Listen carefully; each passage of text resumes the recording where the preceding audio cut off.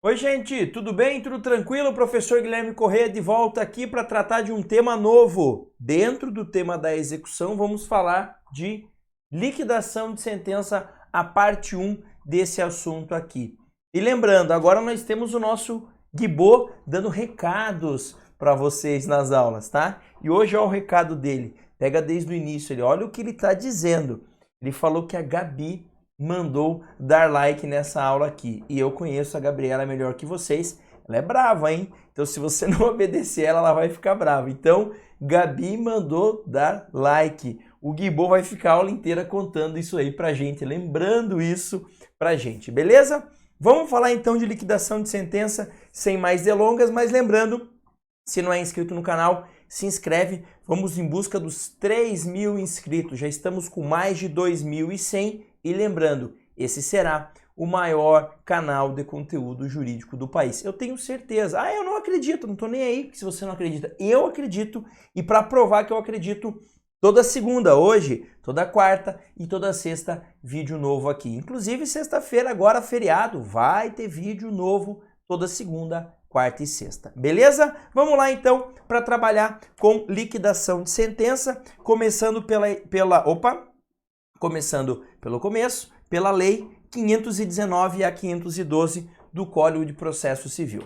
Vamos ver uma questão introdutória lá. Então, lá, em regra, os títulos executivos judiciais são líquidos, ou seja, já tem um valor. Mas, em algumas situações, é possível ao juiz proferir sentença, acórdão ou decisão interlocutória de mérito ilíquida, conforme autoriza o 491 do CPC. Então, regra geral, o título executivo judicial é líquido. O que significa ser líquido, professor? A sentença diz, réu, pague R$10.000, mais correção monetária, sei lá, pelo INPC, mais juros de mora de 1% ao mês desde a citação. Ou seja, ele traz todos os valores, todos os parâmetros para a gente chegar ao valor final para ser possível a execução.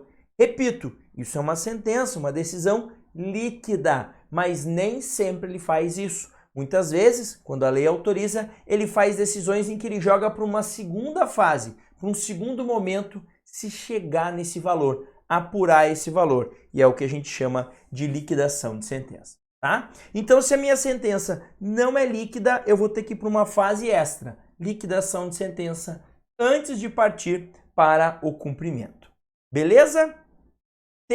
Segunda observação importante. Olha lá, a liquidação pode ser total ou parcial. Ou seja, pode ser que apenas parte da obrigação seja líquida. Neste caso, apenas esta parte sofrerá liquidação. A outra poderá ser executada de antemão, ou seja, é possível de forma simultânea a liquidação em autos apartados de uma parte e a execução de outra, tá? Então é possível que você tenha o cumprimento de sentença, a execução da parte líquida, e aquilo que não é líquido, em autos apartados eu faço a liquidação. Ô, prof, dá um exemplo? Imagine que uma pessoa sofreu um acidente de trânsito, tá? Ingressou com uma ação pedindo a reparação por esses danos que ela sofreu e também todo o tratamento cirúrgico que será necessário para que ela se recupere integralmente. Só que esse tratamento não aconteceu ainda, ele está indo em etapas. Então, quando o juiz diz, pague o carro da pessoa, pague os dias que ela ficou no hospital, pague o medicamento, isso é líquido, tá? Agora, custeie o tratamento que vai ser realizado, isso é ilíquido, então isso vai ter que ter uma fase de liquidação, tá? Terceira observação, a liquidação pode ser definitiva. Quando? Quando já transitou em julgado. Em resumo, quando o título que eu quero liquidar já é definitivo, não cabe mais recurso dele, tá? Isso é uma execução, uma liquidação definitiva de sentença. É o mais comum, tá? Mas pode ser que eu tenha liquidação provisória de sentença. O que é isso? É uma sentença, é um título executivo que ainda está sujeito a recurso. Dá um exemplo, prof? Pega o exemplo do acidente de trânsito. Eu ganho em primeiro grau, a parte contrária recorre da decisão para o tribunal e eu continuo ganhando. Aí a parte vai lá e apresenta um recurso especial ao STJ. Eu posso pegar essa parte da sentença que é ilíquida, tá? Eu já comecei esse meu tratamento e já começar a fazer a liquidação, sem problema nenhum, tá? Mas vejam, a decisão que eu estou executando ainda está sujeita a recurso. Pode ser que lá no STJ haja essa reversão, beleza? Se houver a reversão, a liquidação vai perder o efeito dela. Prof, é por isso que as pessoas não fazem? Sim, porque não faz sentido você liquidar se ainda você não tem certeza que esse título vai poder ser executado definitivamente, tá? E observação importante, que normalmente é pegadinha de prova. Qualquer decisão pode ser liquidada provisoriamente, mesmo que o recurso que atacou essa decisão tenha efeito suspensivo. Então, eu tenho uma sentença. Se tem apelação, eu não posso executar a sentença por causa do efeito suspensivo da apelação, certo? Certo. Mas eu posso liquidar essa sentença se ela for ilíquida? Posso. Liquidação provisória de sentença. Como eu disse para vocês, super raro disso acontecer. Quase ninguém faz. Mas não é porque quase ninguém faz que eu não posso fazer. Legal? Beleza? E para a gente finalizar essa parte introdutória do tema, vamos falar do que pode ser sujeito à liquidação. Mas antes, ó, Gabi mandou... Tá devagar, né? Tá num ritmo meio devagar. Dar like. Então, se você não deu, dê agora, tá?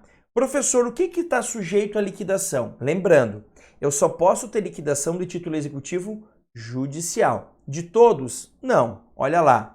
Das sentenças, acórdãos e decisões interlocutórias de mérito e também sentença penal condenatória transitada em julgado, sentença arbitral, sentença estrangeira homologada pelo STJ e a decisão interlocutória estrangeira após a concessão do exequatur à carta rogatória pelo STJ. Em resumo, aquela decisão que lá do exterior, que veio no intuito de que fosse cumprida uma carta rogatória aqui. O STJ manda que se cumpra, tá? Você pode ter liquidação dessa decisão aí também. Raro de acontecer, mas pode ter. Mas o mais comum tá aqui, tá? O mais comum é essa liquidação aqui. Uma que é comum também é a sentença penal condenatória.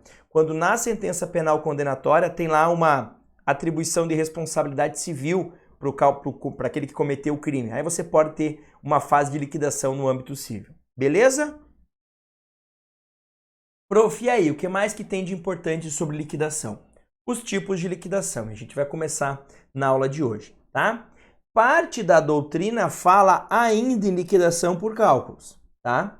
Mas 99% fala liquidação pelo procedimento comum e por arbitramento. Então hoje nós temos dois tipos de liquidação segundo a lei, sim. Liquidação pelo procedimento comum e liquidação por arbitramento. A gente vai estudar aqui qual a diferença das duas, quando que eu uso uma, quando que eu uso outra. E por que a liquidação por cálculos já não é mais uma liquidação, professor? No seu entendimento e no entendimento da maior parte da doutrina. Por uma razão muito simples. Porque o código diz isso lá no parágrafo 2º do artigo 509.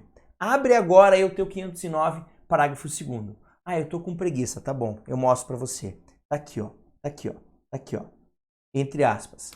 Quando a apuração do valor depender apenas de cálculo aritmético, o credor poderá promover desde logo o cumprimento de sentença. Ou seja, se para se chegar no valor eu só preciso fazer conta, cálculo aritmético é fazer conta. Eu inicio o cumprimento de sentença com uma planilha dessa conta. Legal? Então, eu não vou precisar de um procedimento de liquidação se basta fazer conta para se chegar no valor.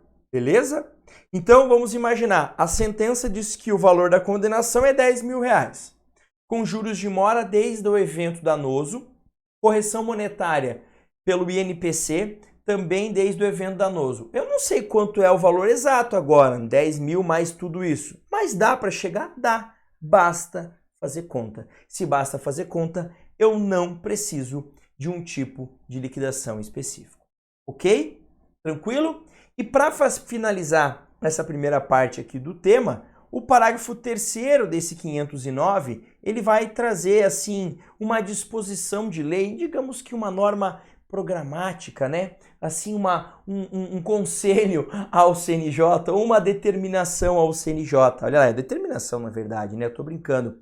O CNJ desenvolverá e colocará à disposição dos interessados programa de atualização financeira. Em resumo, o CNJ vai criar um programa, desde que o código foi criado, tá? Para quê? Para que você consiga fazer essas contas. Então hoje, para fazer conta de cumprimento de sentença, não precisa de computador, nada disso. A internet está cheia aí de programinhas que fazem esses cálculos, tudo de forma gratuita para gente. Beleza? E aí, pessoal, então a gente vai ver o que ainda? A gente vai ver liquidação por arbitramento, que é um tipo, liquidação pelo procedimento comum, tá? E outras coisinhas a mais sobre o tema da liquidação.